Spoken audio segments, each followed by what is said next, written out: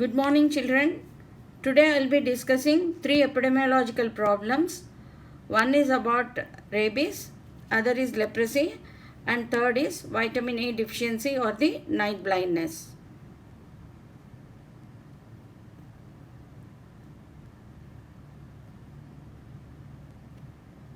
So first question is Komal, 4 years old child belonging to upper class family, was brought to casualty by her mother with history of a dog bite 2 hours ago. Examination revealed a lacerated wound measuring 5 into half into 1 centimeter on the right forearm. So this is the presentation history of the Komal who was brought to the emergency. Okay, now what are all the things you are supposed to answer? Outline the general measures in the management of the wound and to which class the wound belongs to. What is the treatment you prefer for the above case? Give the dose and duration. So, by the history itself, you know what is the case. It is a case of rabies. So, what is rabies? Rabies is a viral disease that is caused by the inflammation of the brain in the humans and also other mammals. And usually the early symptoms are fever and a tingling at the site of the wound or the bite. And then these are followed by one or more of the following, like there may be violent movements, uncontrolled excitement in the patient, and there is fear of water. We call it hydrophobia. And then the inability to move any part of the body, and confusion, and also loss of consciousness. And once these symptoms appear, the result is what? Mostly, almost always death. Time between contracting the disease and the start of the symptoms varies from 1 to 3 months usually. But in some cases, it can be less than 1 week to more than 1 year. Even after 1 year of a dog bite, he may present as a case of rabies if not vaccinated. And time depends on the distance between the wound and then how much the virus has to travel along the peripheral nerves to reach the central nervous system. Okay, and globally, most common source of the infection is the dogs, and especially the street dogs. When they are not vaccinated, they are the most common cause. Whereas in USA, because mostly they have the pet dogs and they are vaccinated and taken care, it's mostly by the bite of the bat. That is the source of rabies infection in humans. When you take in USA, less than 5% is caused by the dogs. Around 95% is caused by the bats. And immunizing before exposure is also done. Mostly it is post-exposure immunization in the case of dog bite. Like as in the case of Komal, they will be coming to us after a dog bite, then we plan the vaccination. Whereas in a few highly risk groups, those who are dealing with the bats or the dogs regularly, they are exposed before, they are given immunization before exposure. And what are the wound care and all we will be knowing now. Coming to the general measures. History. Inquiring about the dog, whether it is a pet dog or a street dog. And if it is a pet dog, inquire whether it is vaccinated against rabies regularly, whether the dog is getting vaccinated or not. If the information immediately is not available, then what we do? Start the treatment presuming that the dog is not vaccinated. And if it is a street dog, treat the case as a already the dog is infected with rabies and a rabid dog has bitten this child. Okay. And now coming to the care of the wound. Immediately washing the wound or the scratches for nearly 15 minutes with soap and water is what we say. Flushing and washing the wound adjoining area with plenty of soap and water, preferably under a running tap for at least 15 minutes. And then we can also use povidone iodine or detergent. With this reduces the virus particles in that wound. And coming to the chemical treatment, that is irrigation with virucidal agents, either alcohol, tincture, or as I told you, povidone iodine. And do we do the suturing? No, we will not do the suturing immediately. If at all the wound is very big, it has to be done. We have to wait for 24 to 48 hours. Okay.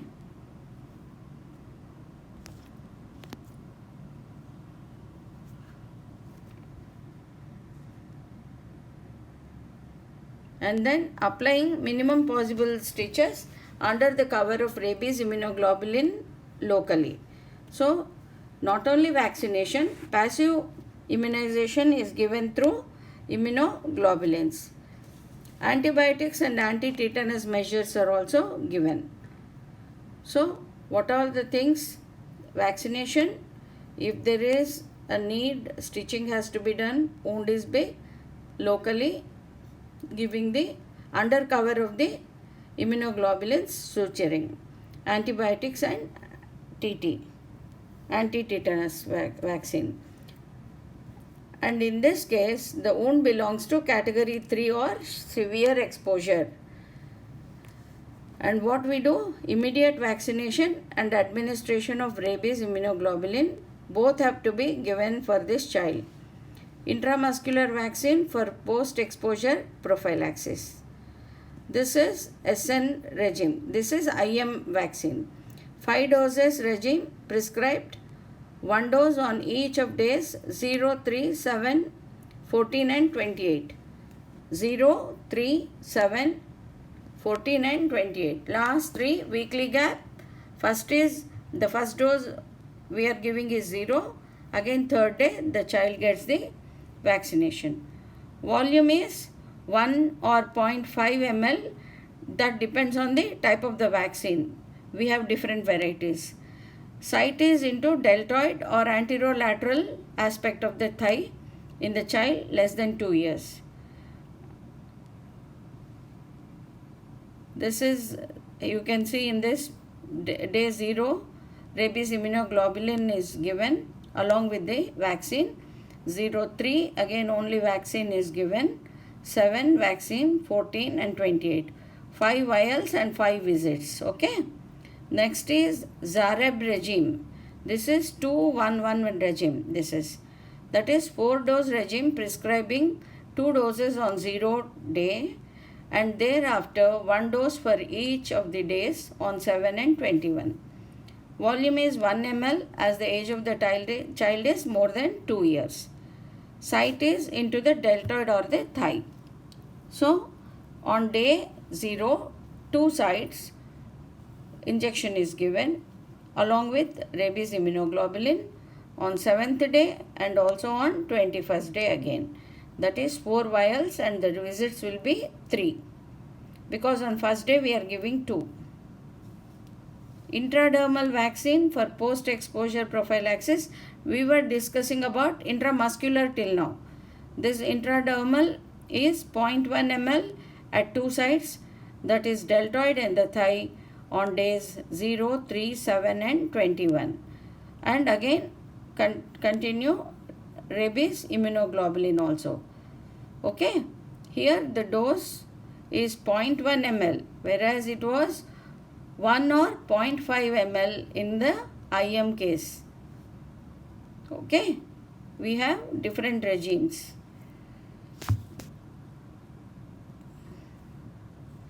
Third is, now we have finished the active vaccination and passive immunization is immunoglobulin administered only once, preferably at or as soon as possible after the initiation of post-exposure vaccination, and preferably only once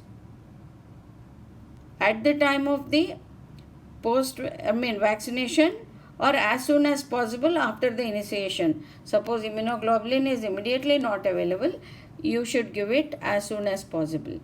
And human immunoglobulin dosage is 20 international units per kg body weight, or it is equine immunoglobulin, it is 40 international units per kg body weight, and where it is administered into and around the wound site or sites. So immunoglobulin, it is the passive immunization. It is of two types, human and equine. Human dose is half than the equine. Equine is 40 international units, whereas human is 20 international units per kg body weight. So we have finished the rabies case. Now this is another case. We'll see what it is. A 30-year-old Anganwadi teacher, she is having a hypopigmented anesthetic patches on her both arms. How do you proceed and provide necessary remedial measures required? So what is your diagnosis? Most probably what is that you want to confirm or rule out? It is leprosy. And leprosy you must read in detail. It is also known as Hansen's disease, and it is a very long-term infection. Causative agent is Mycobacterium leprae, and what is the damage done? And it leads to the damage of the nerves, respiratory tract, skin and eyes. They are affected. Nerve damage leading to the loss of pain, and then this in turn leading to auto amputation of the extremities or the fingers, like that. This happens because of the repeated injuries or infection due to unnoticed wounds. And there will be muscle weakness and poor eyesight. Symptoms may appear from within 1 year to 20 years. That is, the period of appearance of the symptoms can range from 1 year to 20 years. Spread between people, that is about 95% of people who are in contact with Mycobacterium leprae, they do not develop the disease usually. It's only the 5% who develop. And the spread is through the cough or nasal secretions of the infected person. And also the genetic and immune factors also play a role. And one thing is, it does not spread through sexual contact or during pregnancy from mother to the unborn child. And socioeconomically, poverty facilitates the spread. There are two main types, paucibacillary and then multibacillary. How it is divided? Depending on the number of patches mostly. A person having 5 or fewer than 5 poorly pigmented numb skin patches, he comes under paucibacillary. Multi is more than 5 patches, and the diagnosis, how it is confirmed? By finding acid-fast bacilli when we take a biopsy. And it is a curable disease. Multi-drug therapy is what we follow. And duration of treatment differs in case of pauci and then the multibacillary types.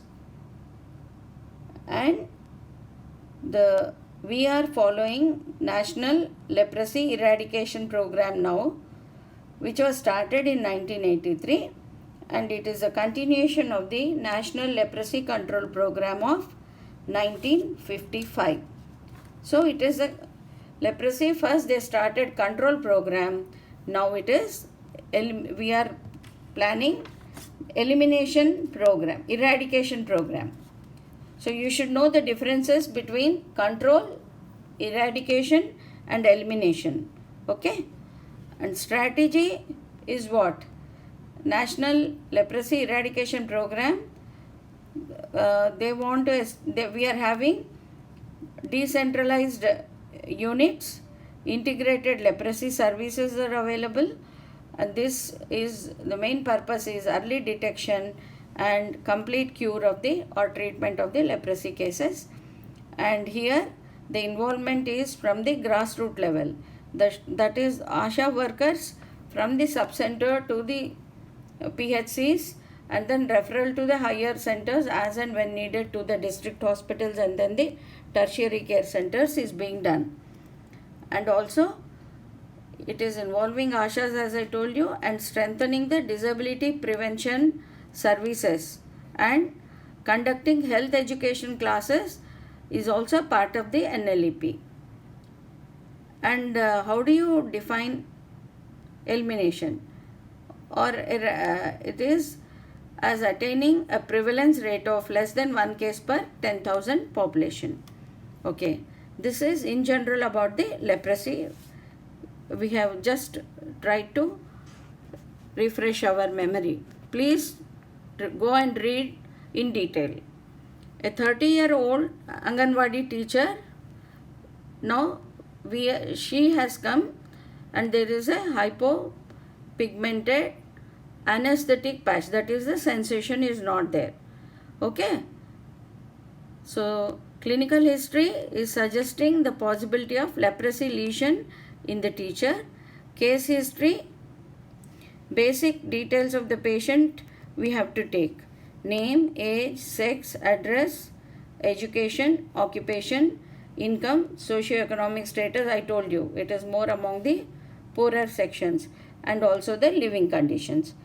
And coming to the epidemiological data, you take the family history if there is any other patient suffering with leprosy, any similar cases in the family or the neighborhood, history of contact with the similar cases, and then if diagnosed and started treatment, early details of the treatment, and then in case she had taken before and discontinued, you have to take the history, and also why, the reason for discontinuation, duration between onset and the diagnosis, and duration between diagnosis and the treatment.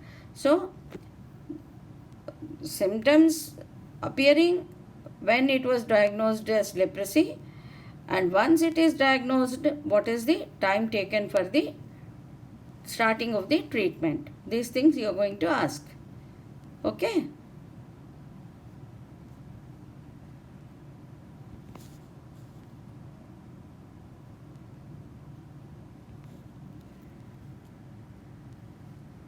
So total duration between onset and treatment, leprosy prevalence in that area also you have to ask, and clinical examination.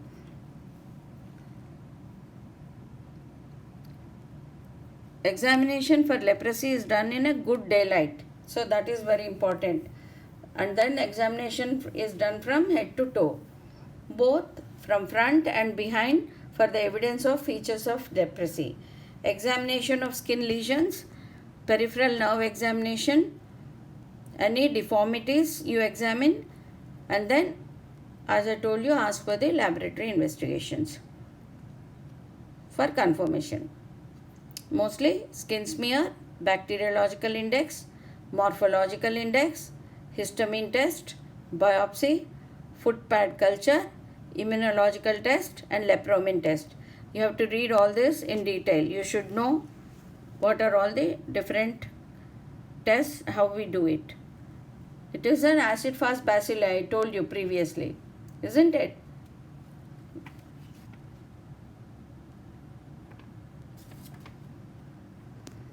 And diagnosis of leprosy criteria: hypopigmented patches, loss of sensation, thickened or tender nerves, and presence of bacteria in the smears.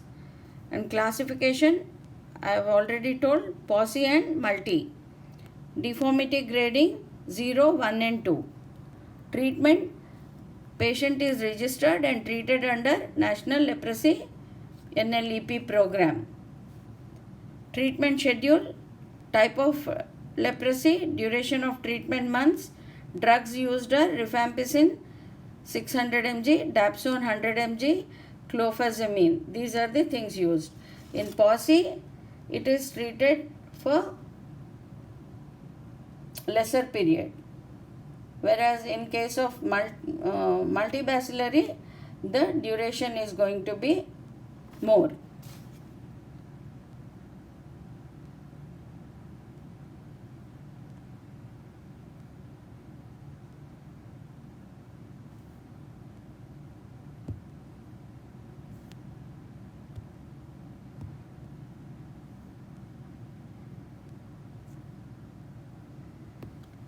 In multibacillary, it is 12 months, and POSI, it is 6 months. And once a month supervised in case of multibacillary, and daily self-examination, once a month supervised in the POSI bacillary also, and daily self-examination. And the dosages I have told you. You can read. We have 3 drugs which we are using. And patient advice, take drug regularly and completely, go for periodic checkup, hygienic disposal of nasal secretions, and use microcellular footwear. Family, we have to counsel them, accept the patient, there should not be any discrimination, and motivation for treatment. And not only the family, coming to the community. As I told you previously, what are the strategies in NLEP? Health education about the cause, cure and availability of services, removal of the stigma attached to leprosy, improvements in living standards, and creating awareness regarding the program, existing program, NLEP. Excuse me. Community level activities, it is education, health education. Leprosy is not due to sin, it is caused by bacteria. Leprosy can be completely cured. Early detection of cases by mass surveys and examination of school children, examination of the slum population is the community level activities we have to take up. Okay? And then motivation of affected for early diagnosis and treatment, contact surveys, voluntary referral, registration of cases for treatment.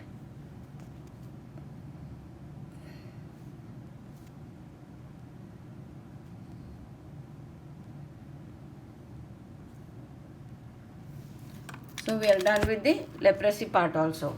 The third is other problem, as I told you, it is about the vitamin A deficiency, otherwise also known as xerophthalmia. First we'll take the problem, then we'll just try to refresh our knowledge or certain points about the vitamin A deficiency. A 3-year-old girl, Maya, attended our OPD. Mother complained that Maya cannot see properly in the evenings for the last 20 days. She had an attack of measles 2 months back and she was suffering from recurrent diarrhea. Father of the child is a daily wager who is earning around 80 rupees per day. There were 5 members in the family. Maya was underweight and also her skin was dry and rough. Examination of the eyes revealed that she had dryness and wrinkling of the conjunctiva, and there were some greyish foamy triangular patches on the lateral sides of the both conjunctiva. So it is a very, very in detail given history.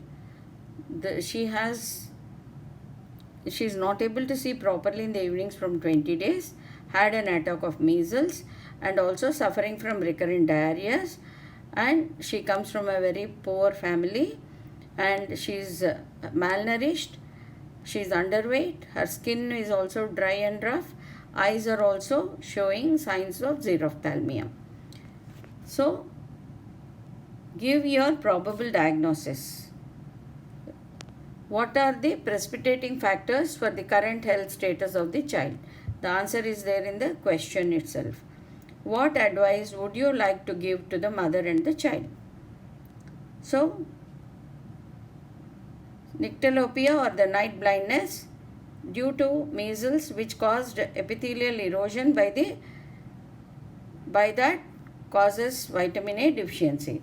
So, vitamin A deficiency is the primary cause of childhood blindness, we know, and it is a very sensitive, although not a very specific indicator of vitamin A deficiency.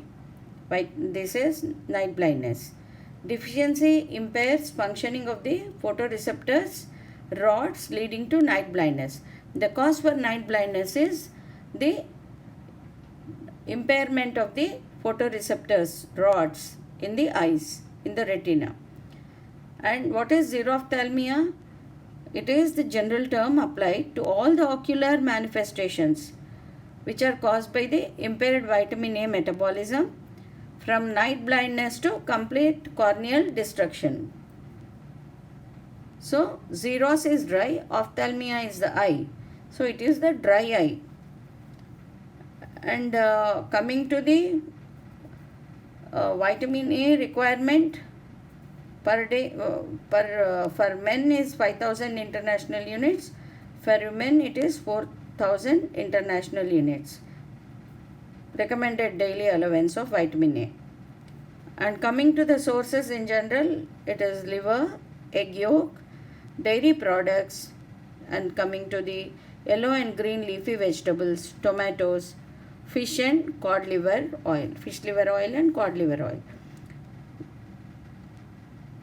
So, vitamin A also helps in maintaining the skin and the eye condition, teeth and bones also. That's why she has the dryness of the skin also. Skin is also rough.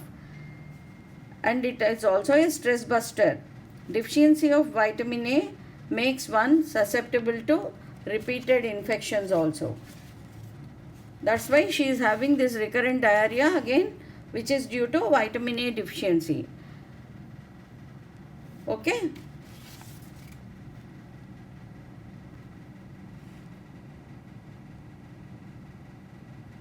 Vitamin A is essential for the maintenance of normal epithelial tissues throughout the body, and measles is a viral disease that infects and damages these tissues. Vitamin A deficiency, the primary cause is measles. Vitamin A deficiency is known to depress the immune function and destroy epithelial tissue, and measles produces similar effects. Therefore, whenever a child who has marginal vitamin A stores develops measles, already depleted vitamin A stores are exhausted, thereby reducing the ability to resist secondary infection or their consequences. This would also further accentuate the reduction of immune competence that is associated with measles infection. Vitamin A deficiency should be treated urgently. Administration of a massive dose of 2 lakh international units or 110 mg of retinol palmitate oil orally on 2 successive days has to be given. So, here in this case you can also read about measles, diarrhea, and also the vitamin A deficiency and night blindness. All children should receive vitamin A whether or not a deficiency is suspected. Improvement of family diet so as to ensure a regular and adequate. I already told you what are the dietary things which improve our vitamin A in our body. A regular and adequate intake of food rich in vitamin A, and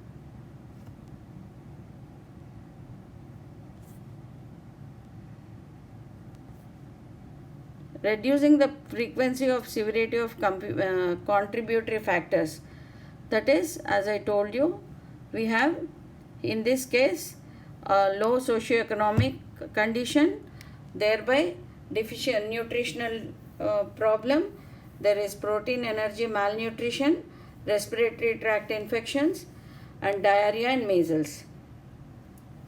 Both are long-term measures and strategy is to be administered.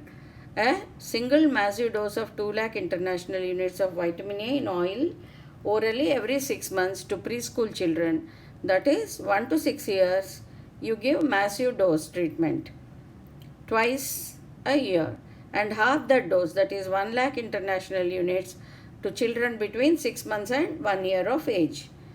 Educating mother in particular to consume generously dark green leafy vegetables or other vitamin A rich foods, and also you must counsel them about how it should be cooked to preserve the vitamins. Promotion of breastfeeding for as long as possible, and then improvements in environmental health such as ensuring safe and adequate water supply, construction and maintenance of sanitary latrines to safeguard against diarrhea. So immunization against infectious diseases such as measles, prompt treatment of diarrhea and other associated infections so that the protein, energy, malnutrition and all nutritional deficiencies can be avoided.